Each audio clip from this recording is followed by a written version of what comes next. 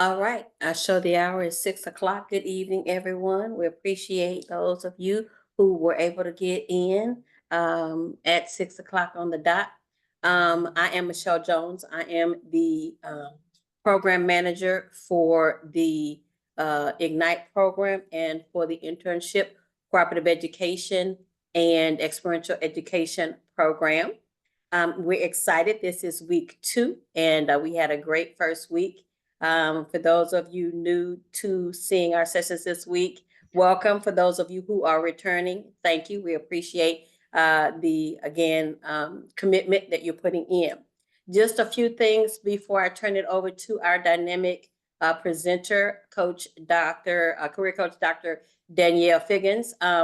We will be posting the QR code, which should come up in just a minute on the screen. If you are having trouble with the QR code on the screen, I will periodically put it in the chat. So you guys will be able to see it in the chat as well. But please make sure you are checking in. Without you checking in, we are not able to track your attendance. So make sure you are checking in on that QR code and or using the link. Additionally, at the end of the session, we do have a post-session survey. That is another piece of information we need from you for us to track your attendance. And we are asking for that survey information to just give us feedback. Even though your names are on there, we're thick skinned. We need you to help us help you. This is not about what we are doing, and it's not just about us having a job. It's about us having an assignment, us really caring about your future. So please feel free to be frank on the survey and let us know how we're doing and what it is you need from us. Additionally, I've sent out the weekly reflections questionnaire last Friday, June 6th. Those of you who have not had a chance to complete it, please do so. I know I asked for it by noon, but I also can use the information even if you get it to us after the noon time frame. We will build it into whatever next week comes in if there are things that we need to cover. So if you guys could complete that, we would appreciate it. If you don't have it, send an email to me and I will send the link out again. I've just put my email address in the chat so you can pick it up there. And please forgive me, I'm going back and forth admitting people and going to my notes. Also, if this is a benefit to you, if you see the value, I hope that you are willing to share the information about signing up for Ignite to your friends and classmates. Send it to the organizations that you're a member of so that they can share it to your membership body. Everybody, the organizations, all of you guys, post it on your social media platforms for us. And I can put a kind of a recommended post in that chat for you in a little bit. Lastly, we are looking to add some additional topics that have come up from you guys as requesting. We don't have the exact dates for them, but they will be on Thursdays, probably around the 6:30 p.m. Central Standard Time, but an email will be sent with that information. Additionally, we've had a big influx of requests for business and dining etiquette. So we're going to send out an email with at least a cheat sheet and a PowerPoint that you guys can kind of view if you got some events coming up before we actually get a chance to schedule the presentation for business and dining etiquette for the summer. So if you guys will just be on the lookout for that. Lastly, as I get ready to turn it over to Dr. Figgins. One of the first friends I made for you. Okay. I've known her like a couple years. Wow. Somebody, if you mute, hello. So how long have you been married? Oh, like 3 years. Oh, Hold that's on. Yeah, 2023. Yeah. Okay, try it again. If you don't mind, as I'm turning it over to Dr. Figgins, put your major and location in the chat. That way people who are on in the same area as you are, maybe you guys can coordinate and get together while you are there. So everybody, I'm turning it over to our speaker or our coach for tonight, Dr. Danielle Figgins. Hello and good evening, everyone. I'm Dr. Danielle Figgins, and so today I will be presenting Mastering the Basics of Communication. First, before we get started, as Coach Jones mentioned, please scan the QR code so that way you can receive credit for tonight's seminar. And I will give you all a few minutes to take care of that.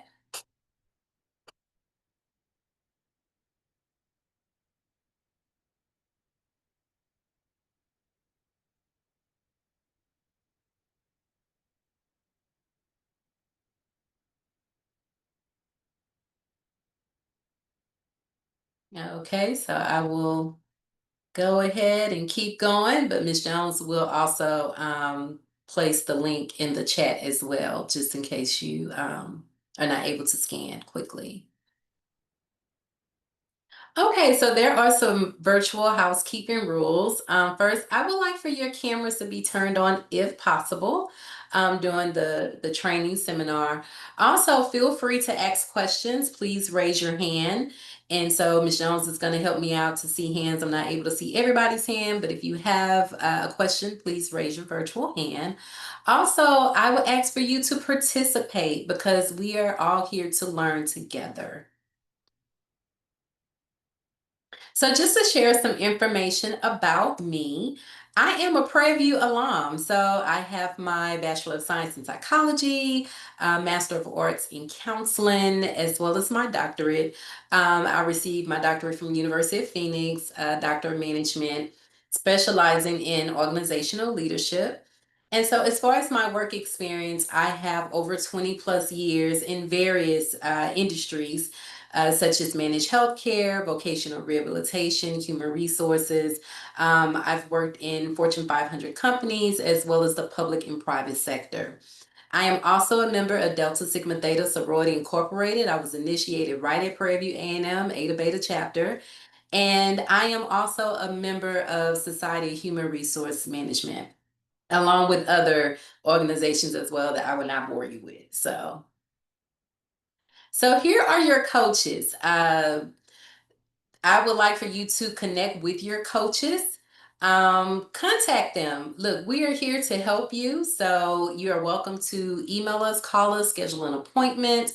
Any questions that you may have, we are here to assist you.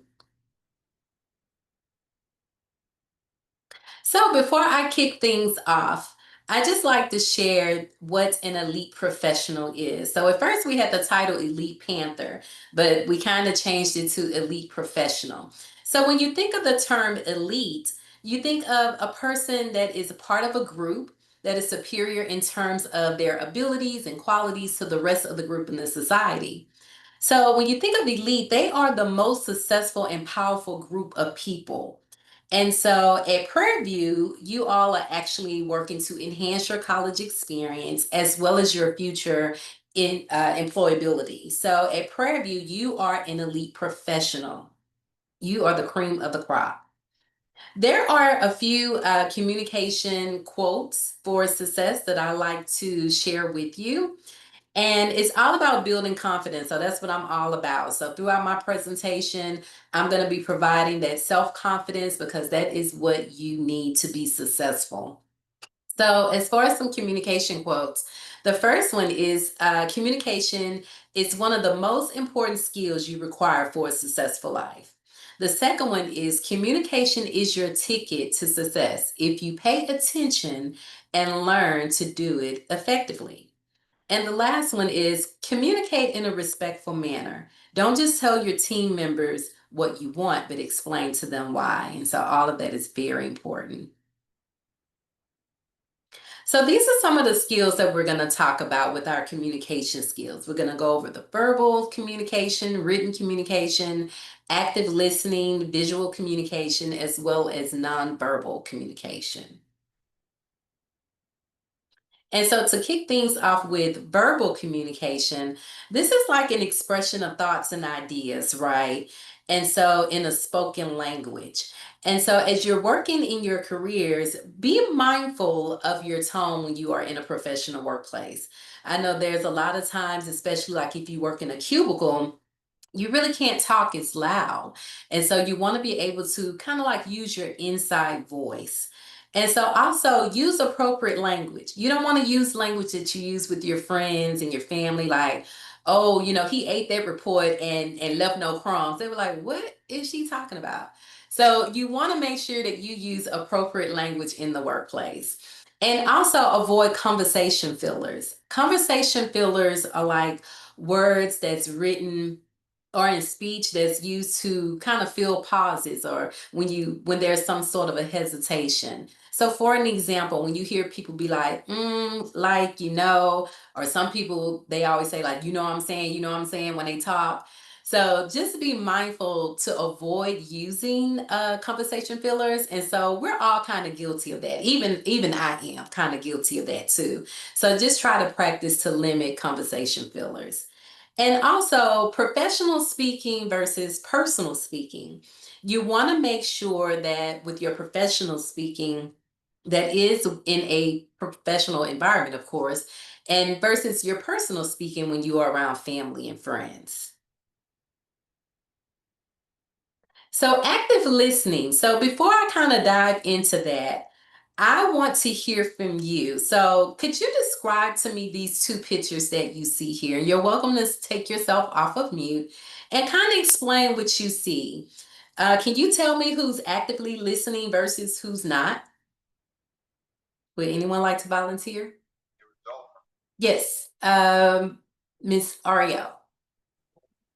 The group on the right are like talking to each other about the subject, and then the group on the left are just there. They're not really engaged. Okay. Okay. And so can someone tell me like the picture that's on the left there? Can you tell me like what's going on? What is going on with this guy that's holding his tie? Does he look like he's listening? Or the No, guy it looks that like has he's his like, finger? Oh, I'm sorry. Go ahead. no, you're fine. I was saying it looks like he's physically there, but he's not paying attention. Right, right. And so the guy that has his hand kind of like on his chin and his ear, how would you describe that picture? It looks like he's staring off into space. Yeah, like he's looking at the presenter like, just hurry up. Right. Yeah. So, okay, so the picture on the right, what do we see as we look at this picture? I know it was kind of answered earlier, but anybody? Collaboration. Collaboration. Okay, Maya, I see your hand. Hi, I'm sorry. My name is Samaya. I did want to come in and speak on the photo on the right. So, here I see that they are we're talking about the photo on the right, correct? Mm-hmm. Yes, I see that they're having a conversation. It looks like a collaborative conversation. They all seem attentive at what they're looking at. Okay. Based off of their tone and their body language, it seems like they're having a important conversation about the documents that are in their hand. Good. Thank you. Thank you all for participating. Yes, and you're all correct. So that's what active listening is about, right? It's about paying attention, understanding to what other people are saying. And so also interpreting someone's tone too as you're actively listening. And so actively listening, when someone is talking, you want to wait until that person finished speaking before you speak.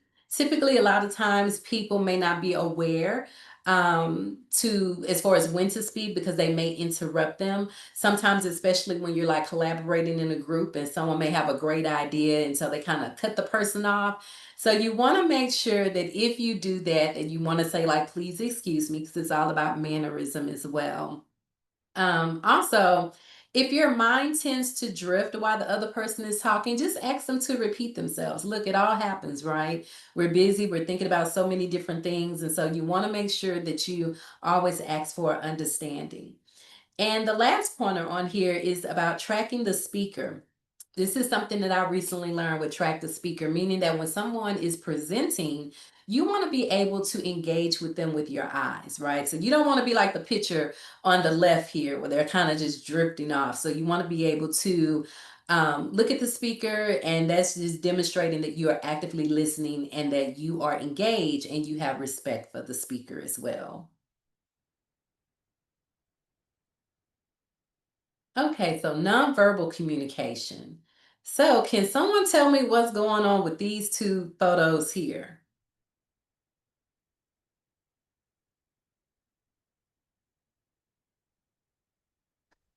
Uh, It looks like on the you want to go? You go ahead. oh, okay. Looks like the lady on the right. She looks like she's.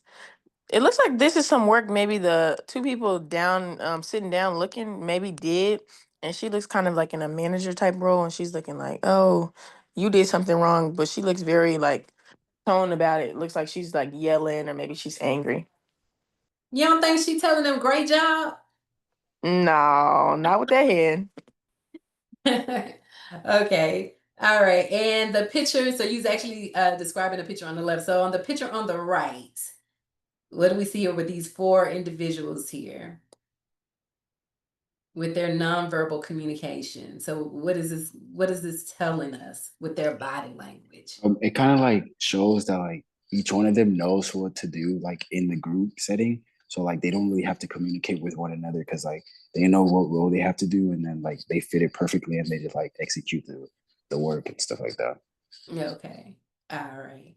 And Samaya, is that correct? Because on my end, I see Yes. Maya, but I don't want to keep mispronouncing your name.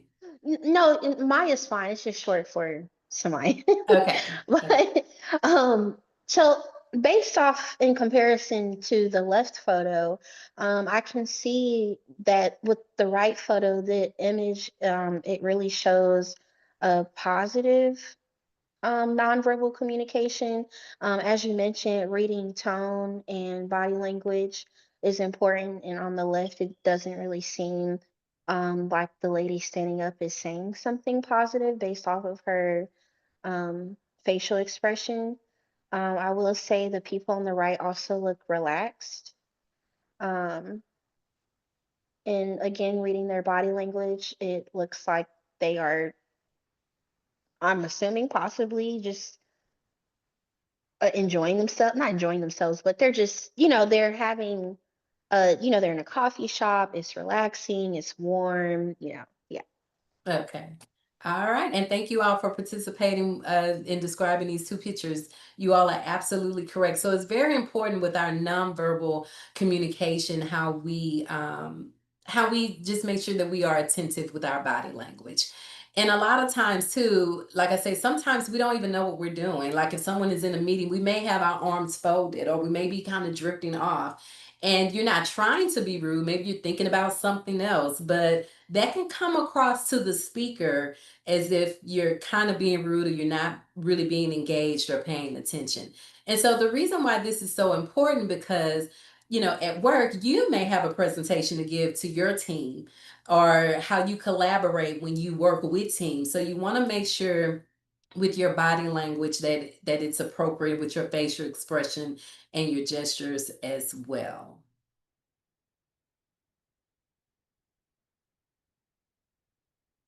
Okay, so written communication.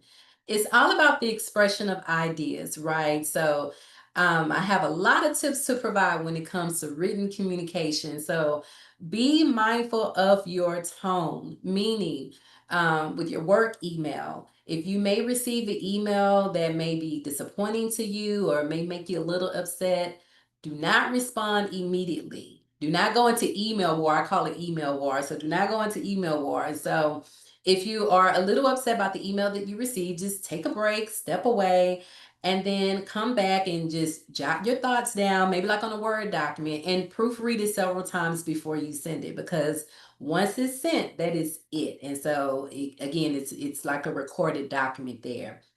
So be mindful with the tone of your email.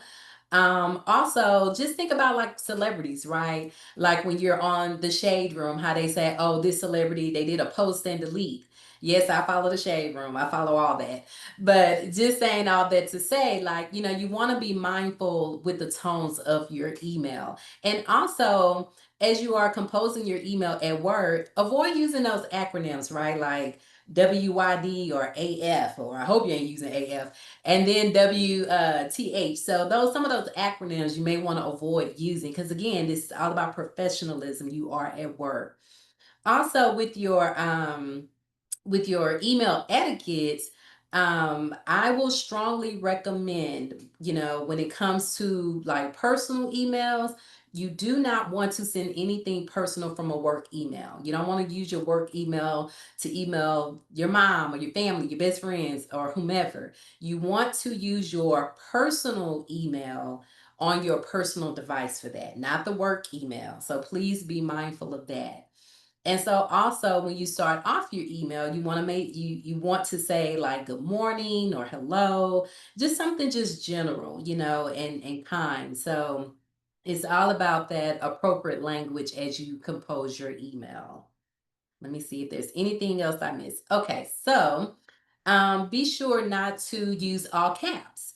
Many people may or may not know that when you use all caps, it's like aggressiveness or as if you are yelling. And so you don't want to do that because you don't want to give the wrong message as well. So, and also about replying all. A lot of times when you receive an email at work, it may not require for you to reply to all, depending on what the email says. So you want to be mindful of that too. Give me 1 second. Okay, so with visual aid is mainly how you convey your message, like with a PowerPoint or any type of presentation that you're giving to the group, maybe like your coworkers at work. And so it's all about enhancing engagement and understanding. So we're going to take a look at the 7 C's of communication. And so regardless of how you communicate with the 5 communication skills, you want to make sure that it's clear. You want to be clear about the goal and the purpose of your message. You want to make sure that it is concise. You want to keep it to the point. You want to keep it short and simple. You also want to make sure that it's concrete, clear, not fuzzy, no fluff. You want to provide details, but not too much details. And also, you want to make sure that it is correct. You want to make sure that your message is accurate and is grammatically correct as well. Also, coherence, making sure your message flows well and it lays out logically.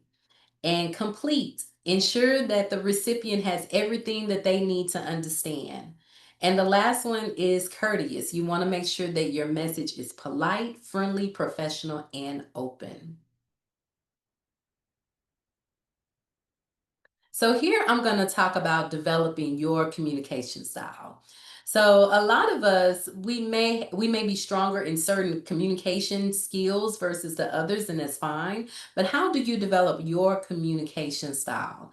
And so the first thing that you want to do, of course, is have confidence. I said earlier, I'm all about building that self-confidence within you. So with confidence, you want to make sure you have eye contact, especially if you're speaking to someone, right? With your verbal communication. Always have good eye contact. But I do understand that some cultures may not practice that. They may not look at you in the eye when they speak. So you do have to be mindful of other cultures as well. I know many Americans, we believe like, you know, you look at the person in the eye when you talk. But again, when you're at work, you're working with all different type of people from all different type of backgrounds. And so just making sure that understanding from a cultural perspective. Also check for understanding. Again, like I said earlier, if there is someone that's communicating with you, whether it's written or verbal, and you need some clarity, it's okay to ask for that. Like, hey, can you repeat yourself? I just want to make sure I understand. I want to make sure that there is some clarity there. Emotional intelligence. I know that this word kind of came up last week during the presentation. And so I actually had this in my presentation prior to last week. And so it's good that a lot of people are talking about emotional intelligence, which is something that's really good. But emotional intelligence is all about recognizing and managing your own emotions as well as others to improve how you interact with people, excuse me. So these skills include like self-awareness, self-regulation, empathy, and social skills, which contributes to developing relationships and problem solving. So, for an example, it includes like active listening to a speaker without interrupting them or judging them. Another example could be empathy, understanding and sharing another person's feelings, or even when you disagree with their perspective. This is allowing you to put yourself in their shoes from the other person's viewpoint. So, when you have emotional intelligence, it does enhance your communication style as well. Authenticity. It's all about setting the tone, right? Setting that tone is very important to find your own voice. And so remember that your coworkers are watching you. They're watching that professionalism. So how do you set the tone when you are in that work environment?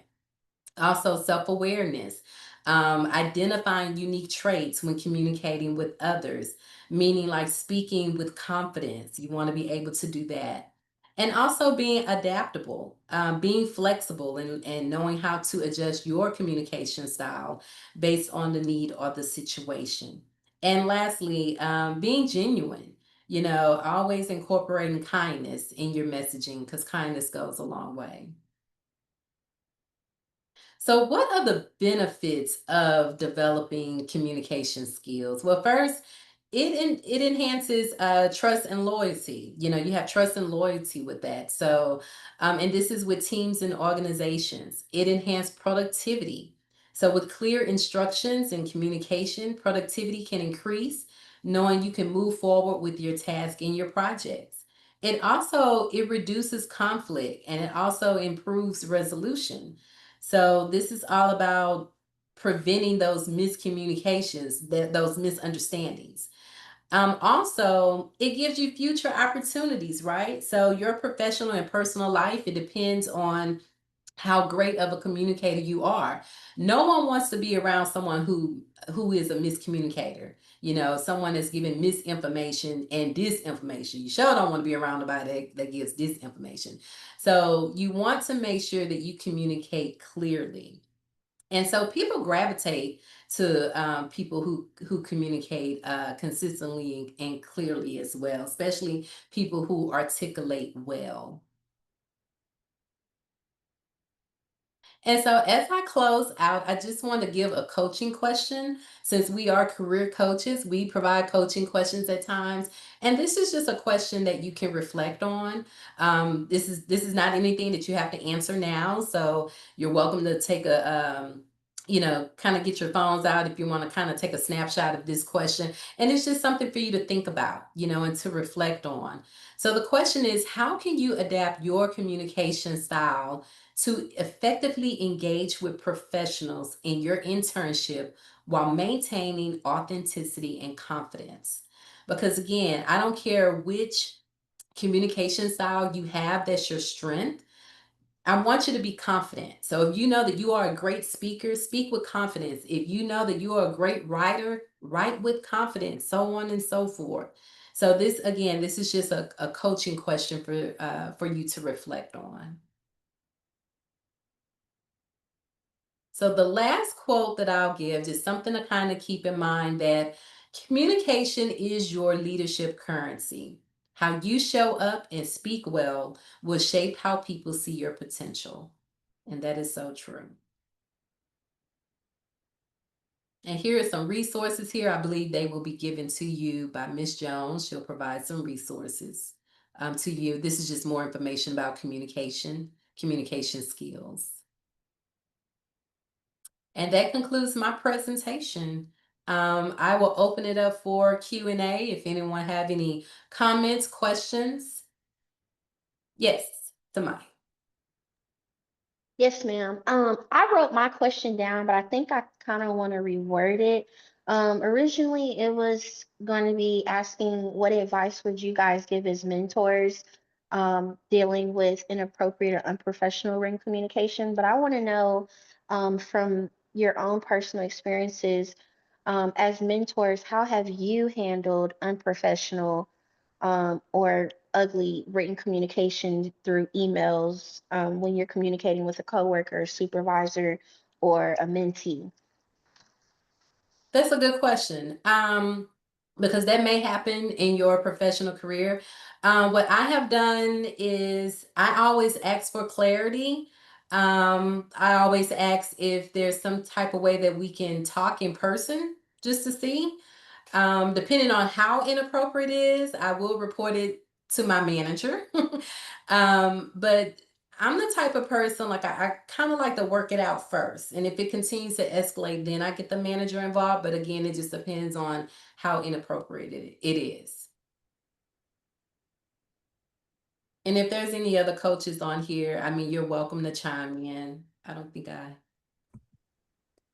When you Yeah. mention this Go is ahead. Cassandra. I'm sorry. Go ahead. I was going to say, my name is Cassandra Corley, and I'm one of the advisors to for the Ignite program. And when I think about inappropriate communications, written or email, it kind of depends. So there are lots of different types of inappropriate, links or people sending you stuff that they shouldn't be sending you at work, or they could be, their tone could be bad or something. And so, they're saying something that's inappropriate. And so those two things would be handled differently. So if someone's sending me an email that I think is inappropriate for them to talk to me in that manner, I wouldn't respond back in that same tone. You go back and you would say something, I'm not sure I understand why you're sending me this communication. I don't think it's appropriate. In the workplace or something like that, you could use something like that. And that way you're taking that off of you and giving it back to them to let them know that you didn't appreciate that. But you're not playing into the game of sending another communication out to them as well that might be misconstrued and make you look like you're a bad communicator as well. Okay. Who was trying to speak as well? Oh, it was just me. I was just gonna say, definitely, your response cannot match theirs. I know plenty of you have heard about taking the high road.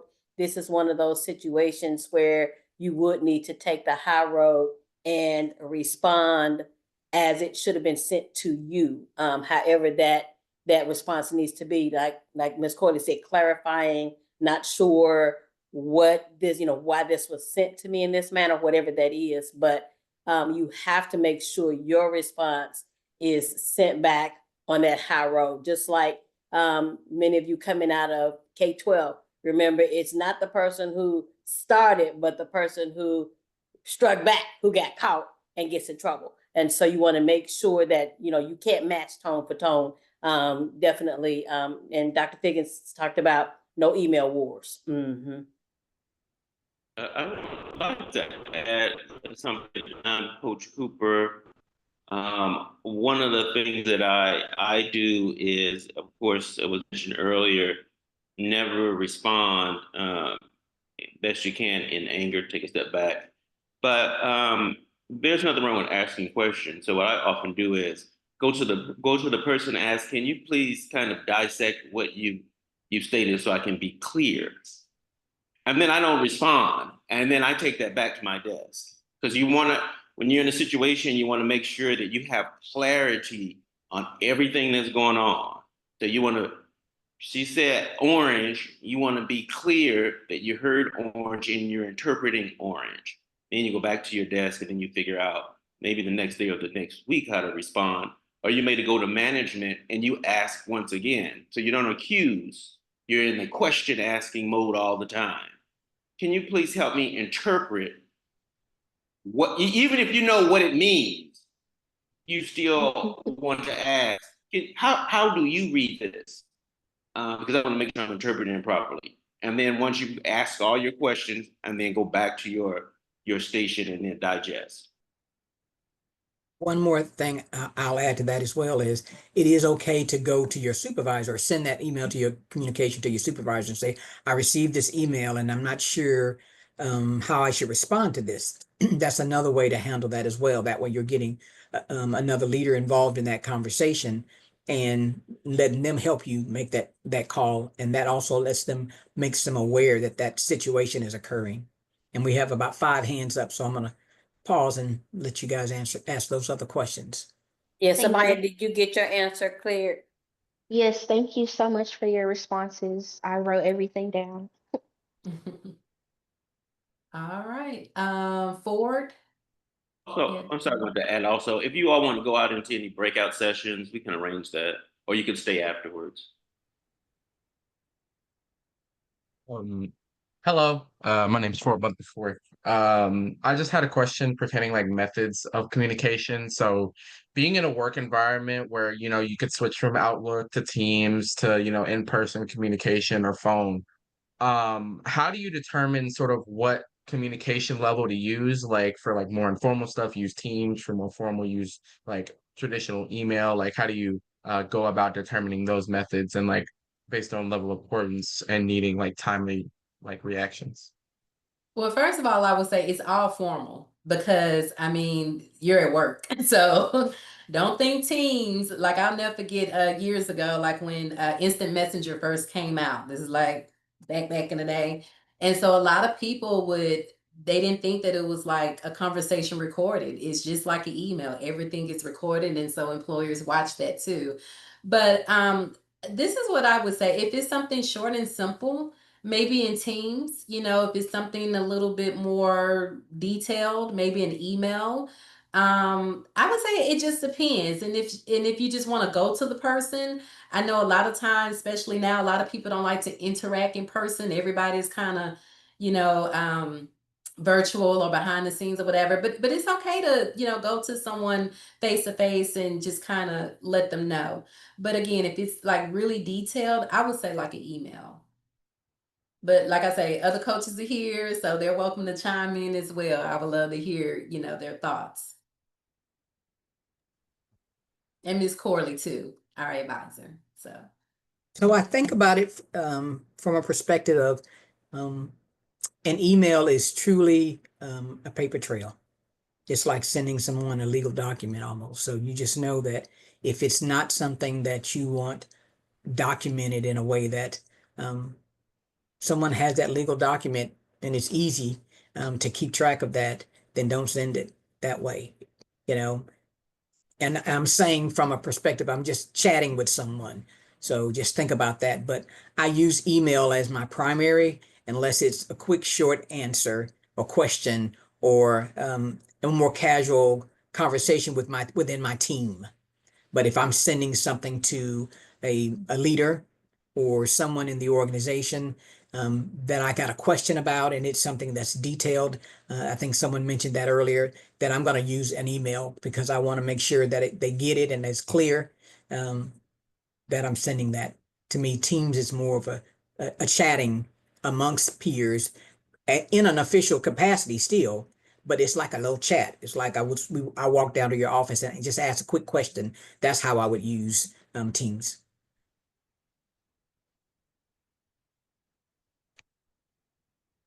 Okay, anybody else? All right, Miss Fisher. Can y'all hear me?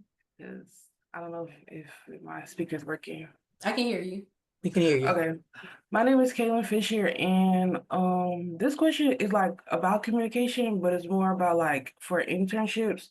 How can I like apply for like internships? Because I know how to apply for internships, but I'm asking more of how to apply for a internship because I've been applying for internship, but most of them rejected me. So I didn't know like what was like not acceptable to apply. Like I've been sending in my resume.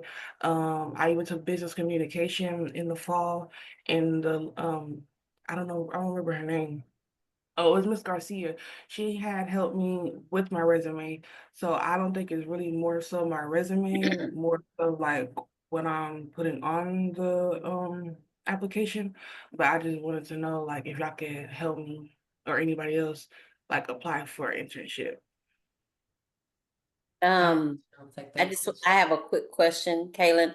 So when you say you've applied and you've been rejected, are you getting something specific? Are you getting a call back for an interview? Or are you getting the email saying that they went a different direction? What are you getting to say you're being rejected?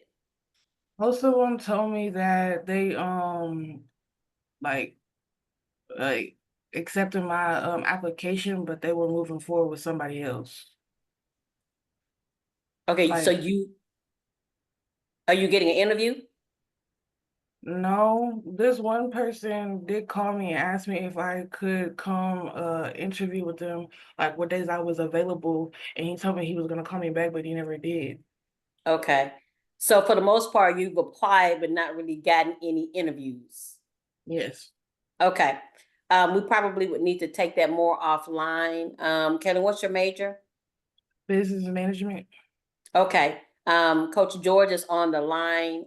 Coach George, if you can send her email, send her your email, and we will work with you on that directly, Kaylin, because there could be a number of different things happening. If you're not even getting called or send an email to set up an interview, then we need to go back and look at your resume against those job descriptions to see if there was any type of misalignment in what you said and how you talked about your experience versus what the job description was looking for. That may be the first step of what's going on.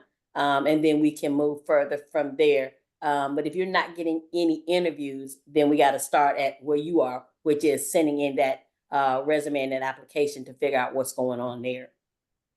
Okay. And I will say that the timing on some of those things are important as well. Like most companies have started their internships now. So if you're applying now, it's going to be hard to get internships now. It's not impossible, but it's not as many out there. So the pickings are slim as well. But I agree with Ms. Jones. You probably want to meet with your career coach and then start from there. And that's what they're there for. And they are working all year round. So you have access to your career coach even now. So don't hesitate to reach out. Ms. George put her email address in the chat. Make sure you email her and you guys can set up a time for you guys to talk about that. Okay. And Thank you. what I will say is Prairie View has made a conscious commitment to bring on a lot of career coaches to help you guys in this space. So please take advantage of it. Don't sit there in silence and not use the resources that you have available to you. Thank you. Okay. Thank you. Right, Jalen. Good evening, everyone. Nice to have you all on the call. My question was more so related that as I'm trying to improve my communication and emotional intelligence, I just wanted to ask if there were any books that you would recommend that I could read up on or listen to, just so I could continuously improve. There is one book that I read. I cannot think of it off the top of my head. So I'm gonna put my email in the chat and just email me and I'll just send you a book that I've read about it. But there are plenty of resources out there. You know, if you want to go to the library, there has been research done on emotional intelligence and the workplace. So I would strongly advise that you guys, go there. You can do a simple Google search, but I like to, we're in academics. So I want you to get the research. I want you to read the peer-reviewed journals that studies have been conducted on emotional intelligence and the workplace. So, but I'll go ahead and drop my email in here and you can just send me an email and then I'll send you the name of that book. But there are plenty of books out there. Mm-hmm. And we'll also compile, a book list and a resource list of additional areas that you guys can go and do some additional studies or articles to help you in these areas as well. That'll all be a part of the workbook. That workbook should be out to you guys by next week. I'm just trying to get all of the little pieces put together. So I should have that workbook out. It'll have everything from the beginning of the sessions. So. Okay, Naya. Is it Naya Harrison? Okay. Yes, that's right. Hey, everybody. So my question was more towards non-engaging settings. So I'm in my internship right now. I've been in for about 3 weeks, and my actual major is business management. So I'm on a rotational internship to where I see almost every role that my job offers. And this week, I'm a part of the warehouse department, and I'm trying to control my facial expressions and what questions to ask because it can get boring at times when I'm not interested in something that's like this. I knew what I was signing up for, but I'm trying to see how to communicate better with a non-engaging setting? I would say just think of something pleasant, so that way you can always just keep a nice smile on your face. I don't know. That's a good question because I have to control my facial expressions too. I really do. So I hear you on that. Um, I guess they say, you know, I don't have a poker face as they would say, but I would say try to think of something pleasant. You still want to seem, you still want to engage though. That is important because you are still on the internship. So if there's any questions that you may have, try to think of some questions as you are engaging, you know, in the warehouse or what have you. I don't know. Anybody else? Help me out, coaches, advisor. So one of the things you can also be doing is if the material is just boring and you're trying not to look like you're bored and it's not something that you've got to report on later, it's just some information and it's a virtual meeting, then you know you can have something else on the screen and you can be looking at something else if that will help you. If it's something you've got to report on, you've got to answer to, or if you're not sure you're going to, and it might be something that's really important. I know there's sometimes you're sitting in a meeting, it's like, I don't even know why I'm here. So sometimes that happens, but sometimes those same meetings have some content that you may need later. So I don't want you to just disassociate completely, but your facial expression does matter and it does mean a lot. And so people can see if you're paying attention and if you're focused and if you're looking at the screen. So if you got your screen on, you need to just kind of be looking at your screen and trying to stay focused. And I would also say, Naya, do a little research on what that area may be and how you can make it align more in the interest that you have, because you may be able to ask questions that will make it click for you and say, oh, okay, that's how I can connect to this particular department. It still may not be a department you want to work in, you know, when you look at what you want to do with your career goals, but at least you can see how it lines up with what you're doing and what you enjoy. Okay, so I found the book and I put it in the chat, guys. It's called The Color of Emotional Intelligence by Farah Harris. And she really relates this book towards African Americans. And I would say just, you know, check it out. I thought it was really good. Okay, next is Sierra Nicole. Yes, ma'am. Hello. Hi. Can you hear me? You're breaking up a little bit. Yeah, you're breaking up. Hello? There you go. Oh, man. Okay, 1 second. Oh, We you can can hear me hear better you. now? We can hear you Yes. now. Alrighty. So, where my internship is, we use Teams a lot. And Teams can be edited. So, whenever it comes to like a message that isn't so professional or does come off in the best. Okay, I can And barely it hear is you something that now. I Hear you first would and first, yeah. like to take to a higher up. How would I work around that if the message has been edited because the person 9 out of 10 knows they were in the wrong? Okay, so we heard part of what you said because That it was breaking up and then you was talking so slow. I'll Not just you type talking it. slow, but it was just how, you know, that's how we heard it. I So we think heard she was part of it. So Yeah, I maybe think she was. Yeah, I think she was saying, because she went out. What I heard her say is, in Teams, somebody sent something that was inappropriate, and they went back and edited it. So now the evidence is no longer there for the leadership to see. How do you deal with something like that? Ooh, I know, That's right? what's going on in this workplace, huh? Hey, I know. oh, Is Sierra back though? We want to make sure we're answering her when she's Right. back. I hey, think she logged off. me personally was worked. I'm a student. How you doing?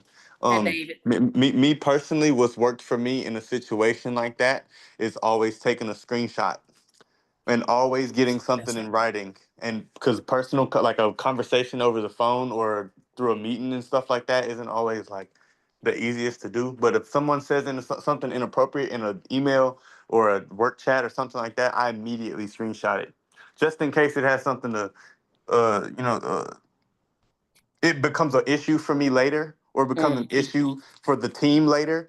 And no one is reprimanded and like nothing changes for the situation. So like I would always take a screenshot if you see something inappropriate. Um or blind CC somebody on an email, when you are having like a interaction with somebody via email. It's just something to kind of it's like a safety net to kind of cover you because it's just like you got proof of everything that happened and transpired between whatever Yeah. type of conversation. It's Yeah, always definitely when good you to have some can. proof. Yeah, when you can. Danielle, Dr. Figgins, she put it in the chat. So that is her Okay. question specifically. Yeah. Sierra, are you back? I still see her name in here. She's just gone off screen. So Okay. maybe she was just She's having on trouble with the mute, yeah. streaming. So Okay. she had to go off screen. Mm-hmm. So I agree with that. Take a picture. You get it documented somehow. Because if someone says something that's inappropriate to me and it's not in an email and it was in Teams, I will take a picture because that is true. You can edit some things and go back and change it. So, and that's the thing about email. You can't do that. Once it's sent, it's gone. So you guys have to remember that as well. Once you send something, that document is there and it never Right. goes away. Right. Right. So if you know that you're dealing with someone like that already, you know the Yes. best approach, email, to Mhm. reach out if you know you have someone Right. like that you're dealing with. That's unfortunate though. Right. Yeah. And I would also say, understanding that when Dr. Figgins talked about emotional intelligence and emailing, that goes for all types of communication in teams and all those things. And so, unless it's something that's repetitively happening with this person, maybe it was just a moment of she didn't get in control of her emotional intelligence and it got out there from her. But if it's something being done on a repetitive basis, then yes, by all means, try to move that communication to email, just to make sure that we're both in a line. And again, you have to be the bigger person to say, hey, I know Teams may be comfortable for you to use, but in order for me to make sure I'm able to address everything you need addressed, if we could just do communicate via email from now on, that would be really appreciated, kind of thing, so that you force the hand and send her that in an email. Don't send her that in Teams or the person that in Teams. But if it was a one-off situation, it could have just been bad day, not an excuse, and it's not okay, but understand, is it something repetitive that, yes, I've now got to protect myself, like David talked about, and I need to have a place that I can do so with having a track, having a record of it, of sorts. And you don't have to ask the person. I would just, if someone says something to me and it's something that needs to be captured, I would do my response in Teams. So you can either snag that picture and then respond to that, or you can just start the communication from there and via email and transition out of Teams. If you ask the person, then they feel like you're trying to catch me. Well, you don't want to tell them that. You want to just cover yourself. So think about that as well. And also, I'll be presenting on week 5, workplace aggression. But those are all great points. Yeah, that's an area, yeah, we would call sometimes that would fall under that area. I see people are starting to drop off. Let us drop the survey QR code in there, please. Give me just a quick moment. Do we have any other questions while Ms. While I'm Jones doing is that, yeah. putting the survey in the chat? Yes, Any other questions? Go ahead. I have a question. it's kind of a lengthy question, but I want you guys to follow me. So have you ever formed, and this is for all the mentors or anyone in the chat, but have you ever formed a friendship in a professional setting? And if you have, how did you manage to separate business business from personal shows, both in terms of, character, comfort, and then how did you shift your communication style to maintain that professionalism without giving those people that you may work with or you met in a professional setting the opportunity to use parts of your personal self as ammunition in the workplace? That was long. I know. I'm sorry.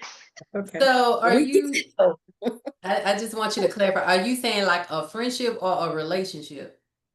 Like, Friendship. So friendship. oh, So just friendship. Okay. right. So as an Um, example, Okay, so there has been places where I worked where some of my coworkers have became my friends, and we're still friends to this day. Um, so I would say, just always maintain that professionalism in the workplace. I mean, that's all I could really say. You have to know when to draw the line.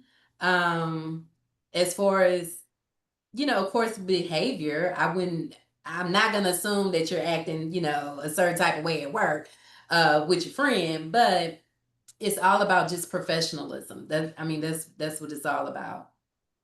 So anyone else? It sounded like you were going to add some more to that comment, so I'm going to ask you to continue whatever you were going to say before I answer.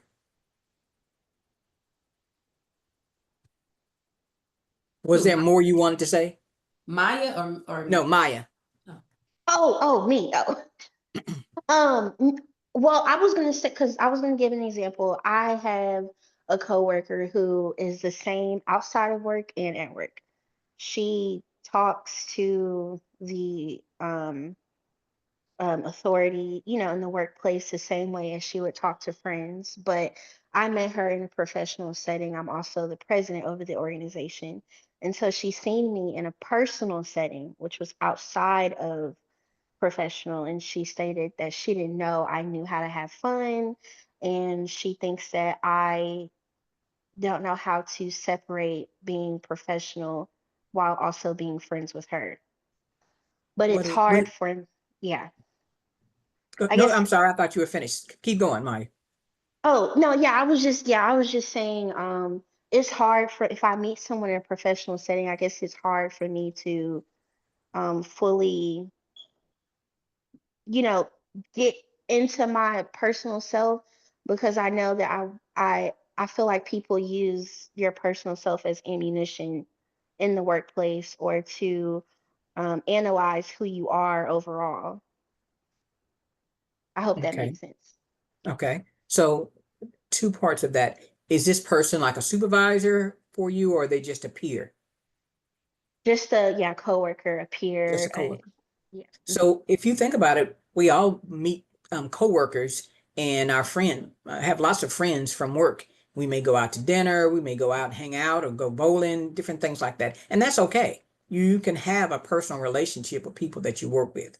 So don't feel like you cannot do that. But you still want to always keep that professional because when people are at work and something happens outside of work, they can use it against you. So you want to make sure you don't give them a reason to um, assume that you've got a negative on you because of something you did outside of work. For instance, drinking too much. Someone might say, "Oh, we were out and I saw her," and you don't want to have that. So those are the kinds of things, cursing a lot, or just certain types of things like that. So you don't want them to have that as ammunition for you. And it may not be that they did it maliciously. They may just be talking to somebody and say, "Yeah, I saw Maya at the such thing, and she was drunk."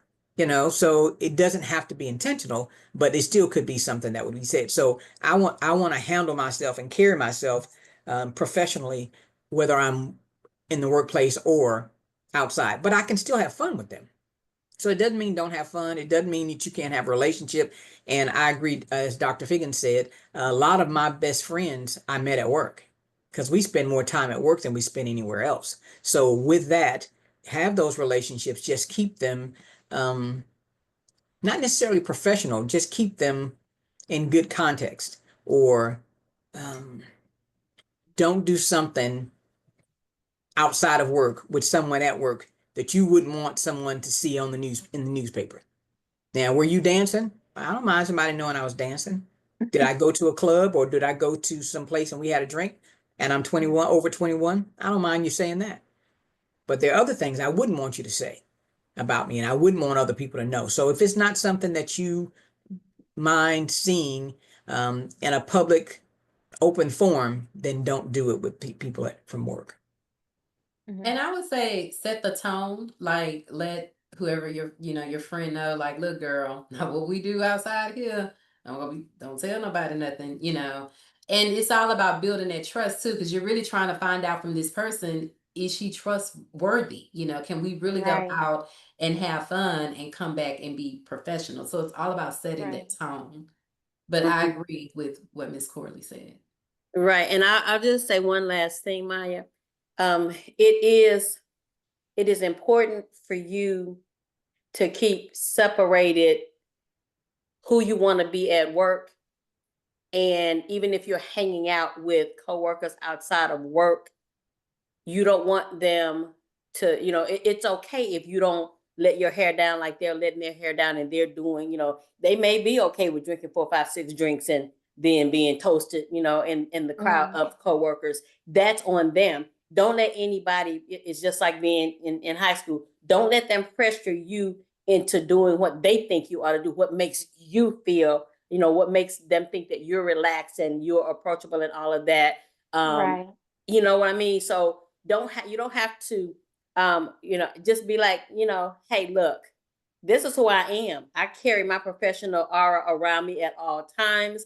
Yes, I know how to have fun, but for me, this is fun. I'm not going to justify your fun as being my fun. I don't have to have fun on the same level that you have fun. And if this isn't fun enough for you, I can move, we can move on somewhere else. You'll go your route with fun and I'll go mine, but saying it, of course, in a kind way, a kind and compassionate way. But do not feel like because they want to get and act up, do their thing and, do all of this and get the bottles when you're out, you don't have to be that person. You don't have to share your personal business at work for them to think that, hey, I'm approachable. We can go out and hang out in a social setting. Going in a social setting with colleagues is not going in a social setting with your ace boon coons. That's not the same. You're not meant for me. So make sure I don't want you to feel like you have to be pressured or that you owe her an explanation about how, how fun you are, if you will, in a social environment. I agree with everything Ms. Jones said, 100%. In addition to that, I would assume that whatever is transpiring with you and the other person, I would assume that it would go back to the office. Me too. Ask yourself, is this behavior okay for people to gossip and talk about in the office? And if the question is no, then I would just be myself. I'll take Ms. Jones's advice all the way. Thank you. And All right. especially, just one more thing, especially if they're of a different race. If they're, because sometimes they can get away with something. Probably I had to come off mute to I saw you laughing. They can get away with something that you and I can't. Let's just be honest. I've seen many people who are Caucasians and they're drunk and nope, nothing ever happens. But if you had a black person do that same thing at an event, they would have been talking about it. And that person, they might not have been reprimanded, but they will be like looked upon more negatively than someone who's a Caucasian person. So it's just there's levels of scrutiny that we just have to be mindful of. I remember when I first got into corporate America, we went to a company function and they were on the tables dancing. They were so drunk. But a colleague that was an African-American colleague did the same thing. When it came time for her to get a promotion, they held that against her. They said that she didn't know how to act professionally outside of the office at events. So we cannot get away with it. Women and minorities cannot get away with what the majority, in the company can do. So you just always have to be mindful of that. And some people don't listen, don't understand, that that's the case, yeah. But we appreciate you guys. I want to give a big thank you to Dr. Figgins. Did you have any other words, Dr. Figgins, you want to close with? No, just practice your communication skills and best of luck to all of you in your internships and in your professional journeys. And we are here to help you. All right, well, thank you, Dr. Figgins. Again, we will be sending out some information later this week. Also, please share again with your friends and classmates and organizations. Put it on social media if these events or these topics are helpful. Complete the survey. If you need that survey link, I can leave it on again. And we really appreciate you guys for investing in your future and allowing us to walk that journey with you. And it's never too Yeah. late to join. So if someone Never too late. in a week or two off and they're still, and you tell them about it and they say, oh, I wish I could have done that. Yes, they can. We're not trying to cut this off because every week we have a different topic. And if they get one topic, that's better than getting none. Right. So And they don't this- already have to be working either. All right. Any other questions before we go? I'm gonna get one of my friends to join this program now. Awesome. Awesome, Yusuf. Mhm. So make sure any other PV grads or PV students share it. Share it. I think that there's the topics that are coming up are just gonna be just as good as the ones we've already done. So please make sure you're sharing this.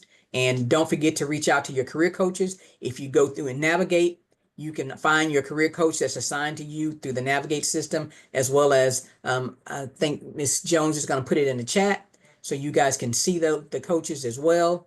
And if you have any questions, you can reach out to Ms. Jones or any of us that you have an email for, or you can reach out to, and we'll try to help get you to your coach. And you can meet with your coach this summer. You don't have to wait to the fall. So if you've got questions, if you want to get a head start on the fall and start preparing, you can always do that. And thank you guys, and please fill out the survey. All right. Thank you, guys. We'll see you next week. We've got Tuesday and Saturday for your friends that you're inviting to come and see us this week. But you guys are done for this week. Thank you. Thank you all. Righty. Bye-bye. Thank you.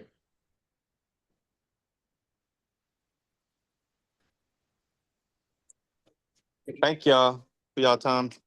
Thank You're welcome, you. David. All right, y'all have a good day. You All right, too. same to you. Yes, ma'am.